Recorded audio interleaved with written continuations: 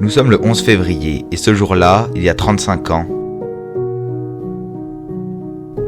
ce 11 février 1990 doit être le jour de la 38e victoire en carrière de Mike Tyson, géant de 23 ans qui enchaîne les KO dès le premier round, lui qui est champion du monde depuis ses 20 ans, lui, le plus jeune champion du monde poids lourd de l'histoire, lui, déjà considéré comme l'un des plus grands boxeurs poids lourds de tous les temps.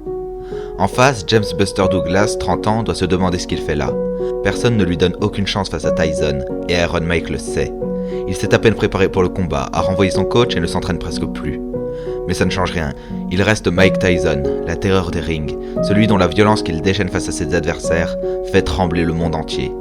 Il est le prodige de la boxe, celui né pour dominer ce sport et en devenir le plus grand ambassadeur de l'histoire. Mais ce combat dure. Pas grave, à la 8e reprise, Tyson envoie Douglas au tapis. L'arbitre compte 9 secondes. Douglas est resté bien plus longtemps au sol. La chance de Tyson vient de passer. 2 reprises plus tard, Douglas bouleverse à jamais l'histoire de la boxe.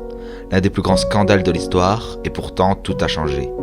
Tyson est redevenu humain aux yeux du monde entier.